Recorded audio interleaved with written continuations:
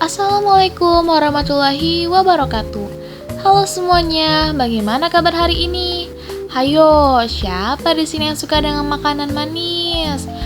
Aku mau nanya nih, kalau keinget yang manis-manis, kira-kira bahan apa ya yang ada di pikiran teman-teman? Pastinya bukan dia dong. Nah, mungkin teman-teman pasti akan mengingat yang namanya gula. Sekarang aku penasaran bagaimana ya siklus hidup gula. Oke, aku perwakilan dari kelompok 5 akan bercerita selama beberapa menit ke depan terkait dengan siklus hidup gula pasir. Apa sih gula pasir itu? Gula pasir adalah bentuk sukrosa yang diperoleh dari tebu atau bit gula berupa kristal putih atau kuning pucat digunakan sebagai pemanis dalam memasak dan makanan sehari-hari. Nah, apakah kamu tahu ada nih beberapa fakta unik terkait dengan gula pasir? Rata-rata orang Indonesia mengonsumsi gula sebanyak 11,47 kg per tahun. Angka ini berarti orang Indonesia mengonsumsi gula sebanyak 31,57 gram per hari. Sekitar 35% responden Indonesia gemar menambahkan gula ke makanan dengan intensitas sering sebesar 29,9% dan sangat sering 5,8%. Lebih dari separuh atau 62% responden juga suka menambahkan gula ke minumannya dengan intensitas sering 47,7% dan sangat sering 15%. Gula pernah dianggap sebagai rempah, bukan pemanis. Pada zaman dahulu, gula adalah komoditas langka dan berharga, terutama digunakan sebagai lempah untuk menambahkan rasa dan aroma pada makanan. Barulah pada abad ke-17, gula menjadi lebih tersedia secara luas dan mulai digunakan sebagai pemanis. Oh iya, kalian juga harus tahu nih akibat kalau kita mengkonsumsi gula secara berlebihan.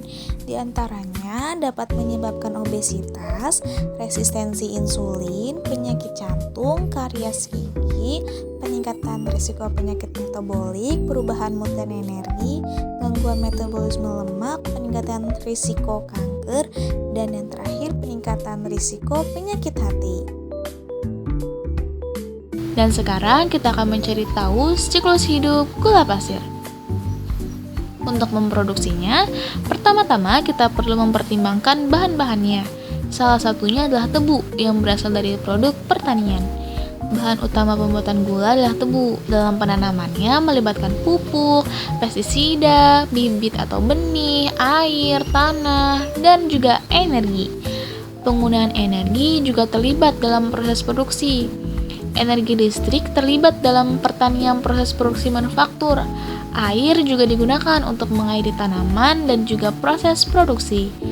Kemudian, gambar mobil di sini menunjukkan transportasi dalam mengangkut bahan baku dan limbah sepanjang siklus hidup.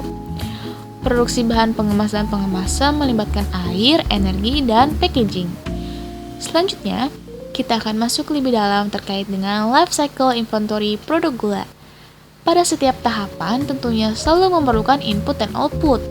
Pada tahap perkebunan memerlukan benih dan menghasilkan tebu, lalu dibawa ke stasiun penggilingan dan menghasilkan nira mentah. Nira mentah dibawa ke stasiun pemurnian menghasilkan nira murni. Kemudian nira murni dibawa ke stasiun evaporator dan menghasilkan nira kental. Dan begitu pemrosesnya sampai dengan stasiun penyelesaian dengan menghasilkan gula kemasan. Selama proses yang dilakukan sebelumnya, ada nih beberapa dampak lingkungan yang terlibat. Dan sekarang mari kita cari tahu. Yang pertama, pada pencemaran udara. Proses produksi gula juga menghasilkan emisi gas seperti gas karbon dioksida, metana, dan nitrogen oksida. Emisi gas ini dapat menyebabkan polusi udara dan perubahan iklim. Pada pencemaran air, proses produksi gula menghasilkan limbah cair yang dapat mencemari air, tanah, dan sungai. Limbah cair ini mengandung berbagai bahan kimia seperti gula, asam, dan garam. Pada pencemaran tanah, limbah padat dari pabrik gula seperti ampas tebu dapat mencemari tanah.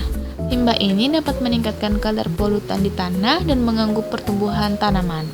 Dan dampak lainnya, industri gula membutuhkan lahan yang luas untuk perkebunan tebu. Hal ini dapat menyebabkan penggunaan hutan yang dapat bernegatif terhadap lingkungan. Oh iya, kalian tahu nggak bahwa dampak terbesar dari proses produksi gula pasir adalah climate change?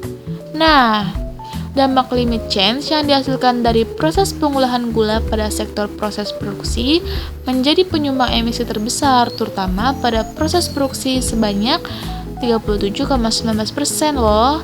Hal ini disebabkan oleh penggunaan bahan bakar fosil, gas, energi, dan listrik yang cukup tinggi, dengan jumlah sebesar 11,3 pt. Nah, ada rekomendasi nih terkait dengan perbaikan pada LCI siklus hidup produksi gula ini. Di antaranya adalah pemanfaatan blotong menjadi biobriket. Penggunaan biobriket ini tidak hanya memberikan alternatif energi, tetapi juga mengurangi dampak lingkungan dari produksi gula. Pemanfaatan blotong menyebabkan penurunan dampak lingkungan yang tadinya sebesar 23,5 pt per ton gula menjadi 20,8 pt per ton gula, menunjukkan perbaikan dalam produksi gula yang berkelanjutan. Perbaikan rekomendasi yang kedua adalah memanfaatkan ampas tebu menjadi bioetanol, di mana pemanfaatan ampas menjadi bioetanol menunjukkan potensi pengurangan dampak lingkungan yang signifikan. Dampak lingkungan dari produksi gula dapat berkurang dari 23,5 pt per ton gula menjadi 18,82 pt per ton gula. Penurunan yang paling signifikan terjadi pada kategori dampak terbesar, yaitu perubahan iklim, yang turun dari 11,3 pt per ton gula menjadi 6,57 pt per ton gula. Pemanfaatan ampas tebu untuk bioetanol memberikan efek positif terhadap keberlanjutan lingkungan. Ya, teman-teman, kita sudah berada di akhir video nih. Sebagai kesimpulan, penilaian siklus hidup gula ini disajikan dari awal hingga tahap pengemasan atau cradle to grave. Dampak dari produksi gula ini beraneka ragam terhadap keragaman hayati dan ekosistem, terutama pada dampak climate change dan dalam perbaikannya. Limbah blotong dapat diubah menjadi biobriket sebagai pengganti bahan bakar. Oke, cukup sekian teman-teman video yang dapat kita saksikan. Terima kasih ya sudah menyaksikan sampai akhir. Saya pamit undur diri. Wassalamualaikum warahmatullahi wabarakatuh. Bye semua.